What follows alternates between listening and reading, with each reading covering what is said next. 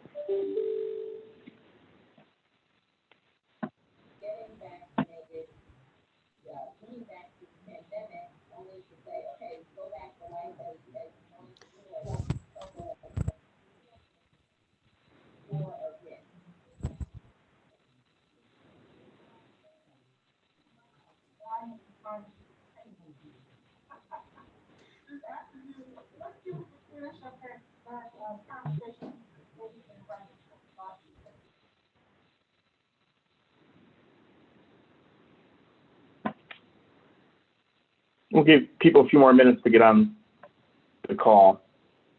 Right now, we don't have a quorum.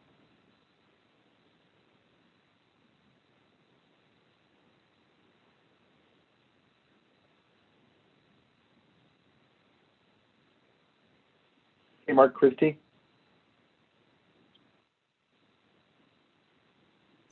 Yeah. Can you hear me? Yeah. Is Brian Kloss is going to be jumping online, or? He is not. He's actually on furlough this week. I know he mentioned to me before he left that he had planned to provide an update on RTF. He gave me just a very general summary that he is circling back to that and trying to firm up some things that he last left off on before COVID started. But okay. But not much specificity beyond that, though. Okay. Well, it's going to be a quick meeting.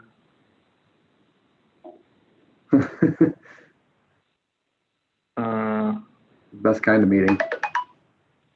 Couple more minutes, and then we'll see what we can get going on this.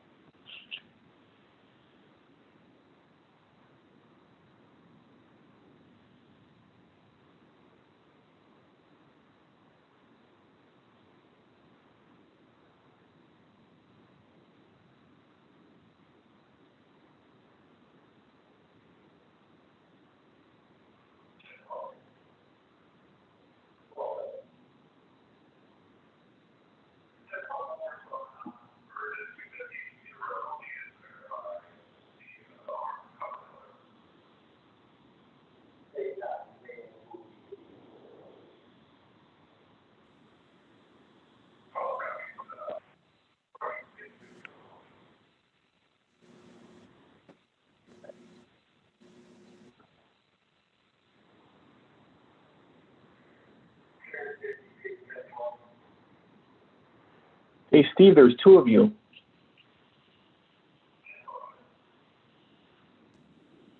I just closed one out. I was trying to use my iPad. I was having trouble getting in. Did the one close out or no? It's probably in process. Yeah, it looks, yeah. Or no, it's looking like it's going to. Or I don't know. I still see 2, but I imagine we'll close out. I'm texting Sheegan to see if he's around. Yeah, we got these thin clients here, and some.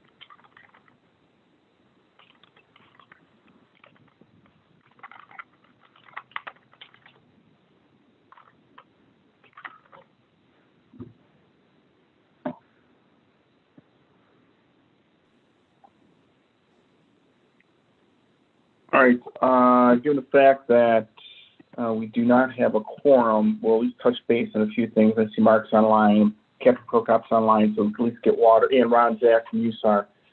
So we get an update from the specialty teams and grants that they're working on accordingly. Some other items we're not going to be able to really do anything with since we don't have a quorum. That includes we can still take nominations for vice chair, and we'll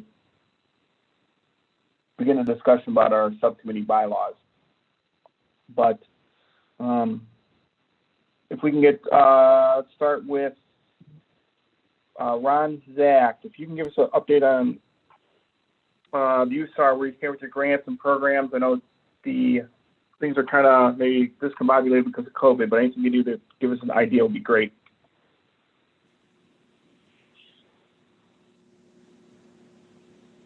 Ron? Sorry, getting my mic turned on. Oh, okay. Currently, We got you now.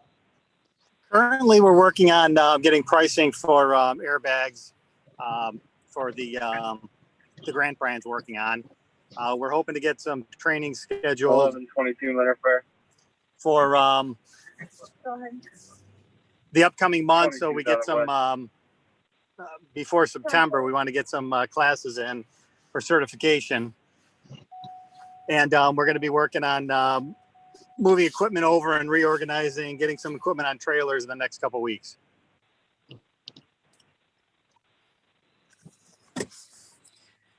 Was there anything else specifically you had a question? No, I guess that's about it. So the grants you're working on, you guys, Brian's got things pretty much dialed in and either ordered or received, other than the airbags you mentioned? Other than the airbag, yes. We received the other equipment. Okay. All right, that sounds good. And for training, have you guys done any training much as a team?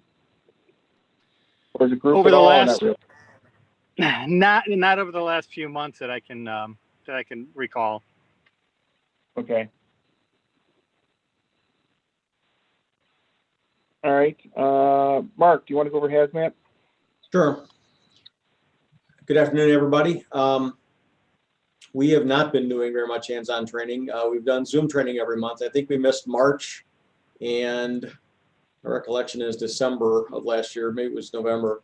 Our last live training was actually in June. We tried one more in June because we could do it outside It was some new equipment that we had purchased and did in-service training on the flare. So we're carrying flaring equipment for 20-pound cylinders, 30-pound cylinders for propane, and some new equipment for grounding and bonding operations. Recently, we've been getting grant purchases in, mostly replacement supplies. So colorimetric tubes, replacement sensors, calibration gas. There were some Silver Shield gloves that were part of that.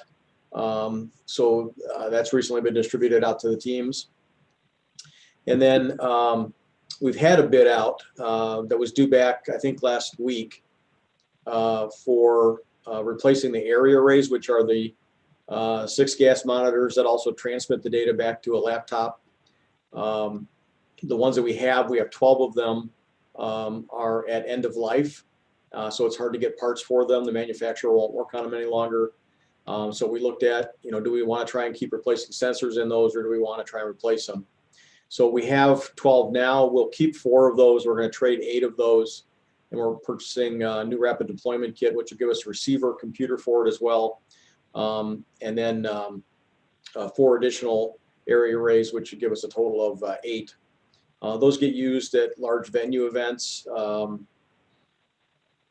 I think we're still prohibited from telling you where, but it's a large complex right on the lake that often has events on Sundays during the fall. And Cleveland uses them for those activities. And then we also use them for emergency incidents. So around gasoline tank trucks or those type of larger leaks where we're worried about downwind vapor concentrations. So anyway, the problem is we only got 1 bid back, and we have to have at least 2 in order to move forward on it. So it's going back out to bid again. You can imagine, even in a COVID times, it's still a lengthy process. The county's not real happy about it, which I completely understand. And we had promises, and we had lined up folks who said they were going to bid on it. And unfortunately, only one of them came through. So we're back out to bid again, another pre-bid conference, another 30-day timeline to try and move forward with it. So that's where we're at. Hopefully we'll be able to purchase those soon. We also got an HVP grant for 2 large training props. And so we've got a prop that simulates the 2 domes or manways on top of a 306 tank truck or 406. I guess we just need to replace them then. Which is the gasoline tanker. We always had. Somebody's got an open mic. We've also had a training prop just delivered. Right now. Like the 307, so large chemical solvent type tank truck, and it's probably 8 feet long and 6 feet across. It's a very large training prop. It's currently out in Sugar Falls, but we'll be using that actually starting this month as we start getting back into some classes. And that's it. Thank you. Great. Does anybody have any questions for Mark concerning hazmat? Hearing none. Captain Prokop. Thank you, Mark. Yep. Can you hear me okay? Yeah. Okay. Sorry, I'm driving. So we have actually been training. I just came from ice training right now on the east side here. I know the west side has been training here and there as COVID would permit. It's been difficult trying to maintain our social distance and mask wearing while we're conducting these trainings, but we are doing what we can. Regarding grants, we do have one current open grant that goes back to August of 19. I'm still waiting on the status from the county on a lot of that equipment. This is UASC 17 money that still has not been completely spent. I do have equipment for Cuyahoga and Geauga on that equipment list, so I'm still waiting on that. If anybody, I don't know if Larry's on this call or if somebody can give me some insight as to where that equipment is at in the process. Larry's on a mandatory furlough right now, but I think that Leslie's in the office. She probably could update you on it. Well, and also Ryan, I'm sitting close to Mary Beth today, so I can go downstairs and ask her if she's got any insight on that. Yeah, if you could, I've been dealing with Dennis Wayna, and he said that, and I understand the county has changed some of their process and it's a lot more cumbersome, but to hear Hazmat and USAR is able to get some equipment bid out and purchased and delivered. This goes back, 18 months now, and we're still waiting on it. So if I can get an update, that'd be wonderful. Then as far as future training, we're planning on through Tri-C having a Swiftwater operations class in mid-April. And if all continues to go well, we'll probably do a Swiftwater technician class again in October, November, again through Tri-C with that. Other than that, no other big dealings happening right now.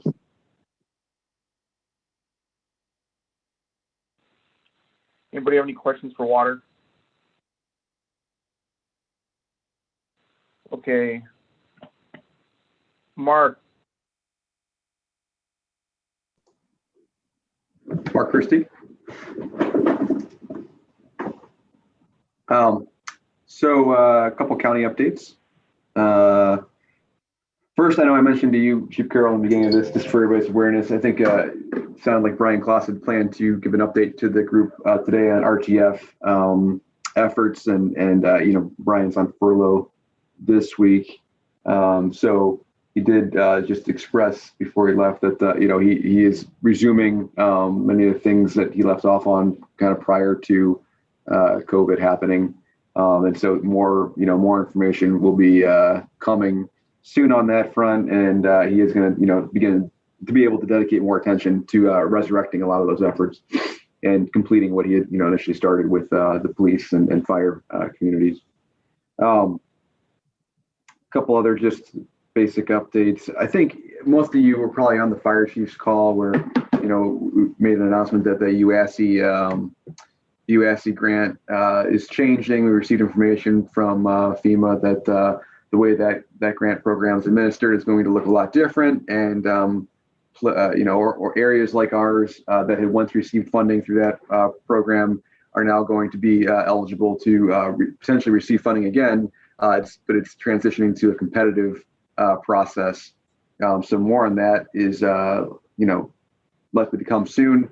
I know an email went out to the main CCESAB membership basically saying, this is going to happen again. So begin to think about potential projects, refer to the fire SPR, all the efforts we make to try to make these informed, decisions to request grant funding.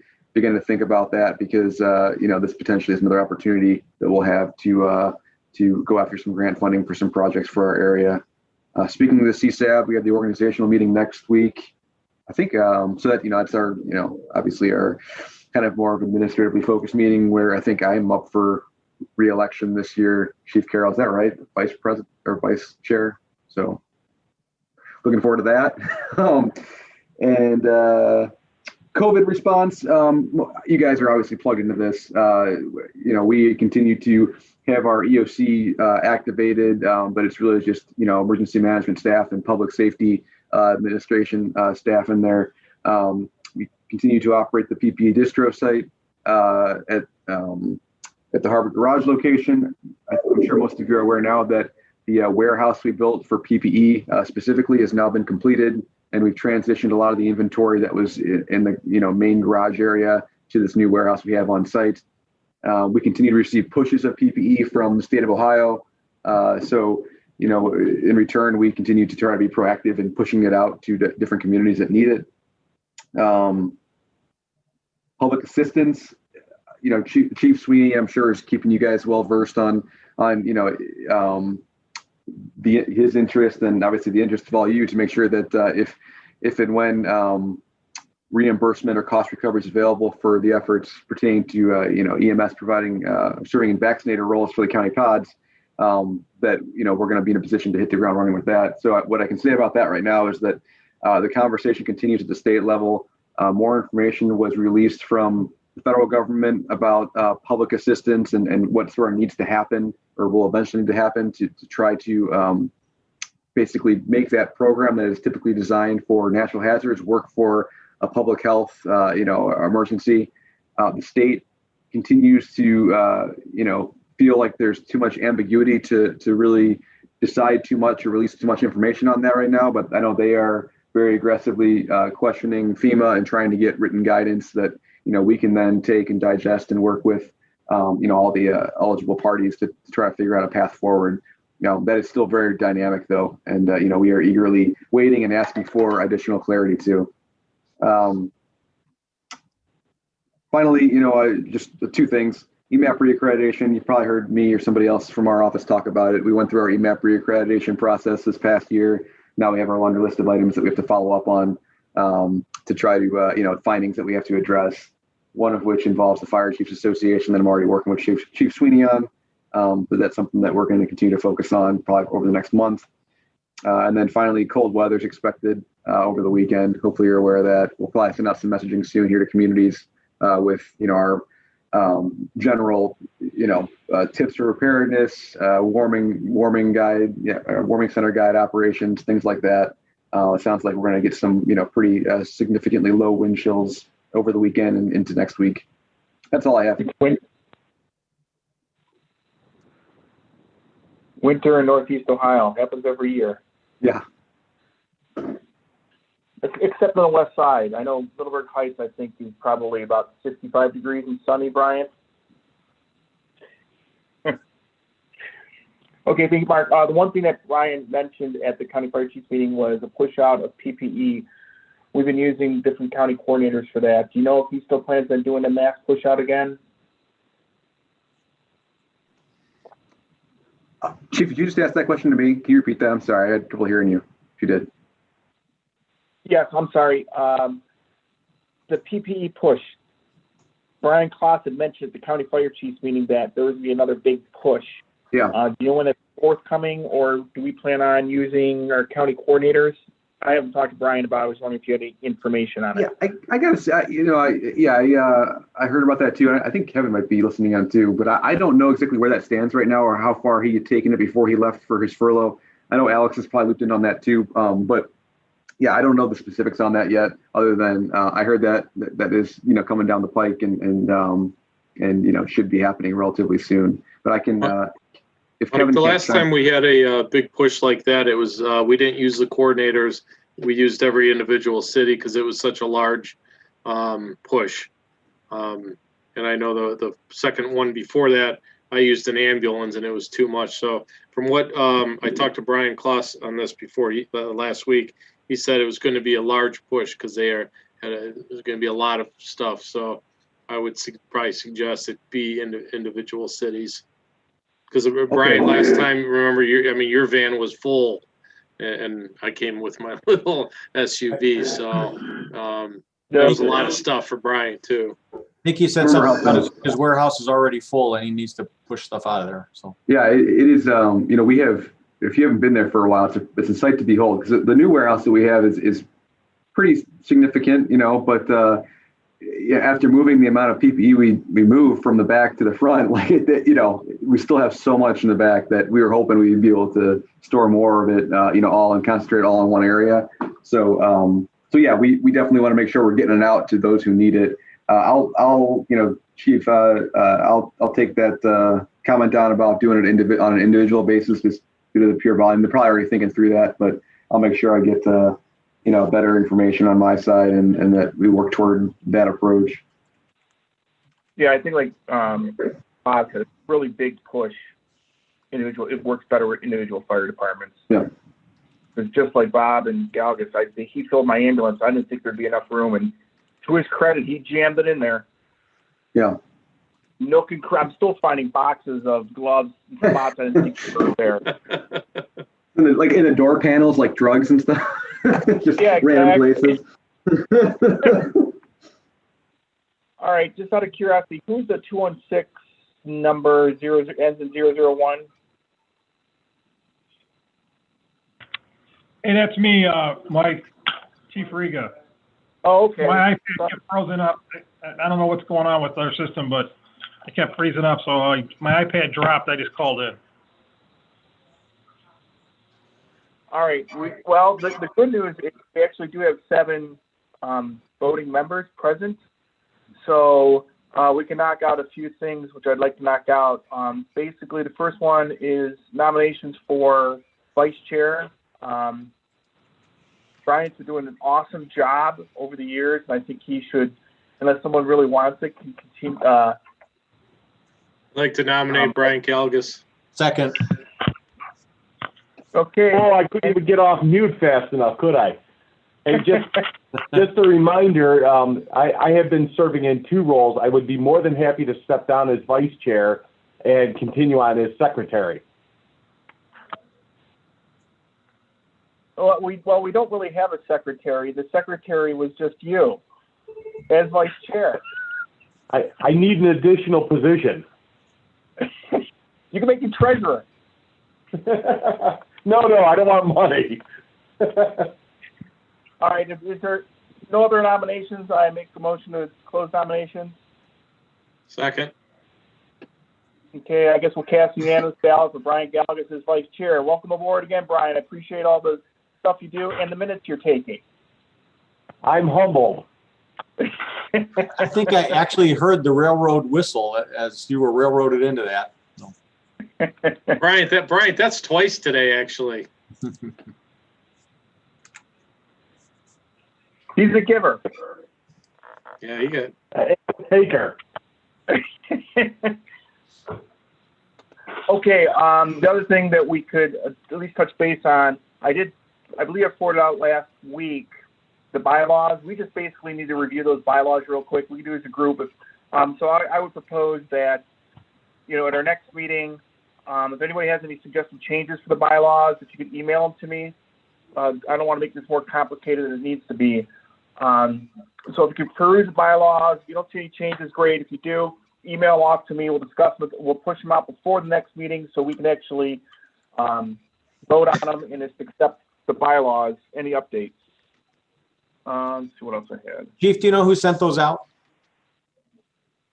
Was it sent I out sent a copy of them out. by the county or from you? As I look through my email to find it, who's it from? It's from me. Okay. I sent it to the fire committee on January 28th. Okay, I'll look for it. I don't remember seeing it, but I'll look for it. Make sure you're on. You should be on the list. Let me double check.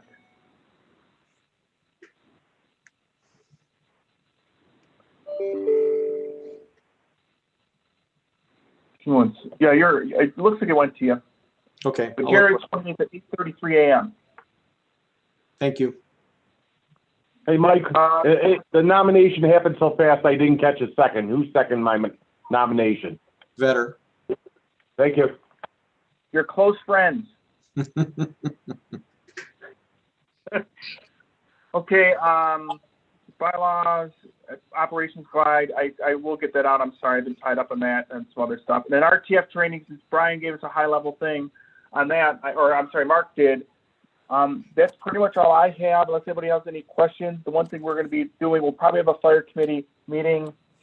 As soon as I get more information about the grants, I thought I was going to have more this meeting about UASI specifically. We do have a meeting next week for the full CCESAB. So we'll plan on a meeting in March for our fire committee because we should have a good idea with where the grants are. I'm hoping by then. So unless anybody else, any additional business for the fire committee, that's all I have. Hearing none. Motion to adjourn. So move. Thanks, guys. Have a good day.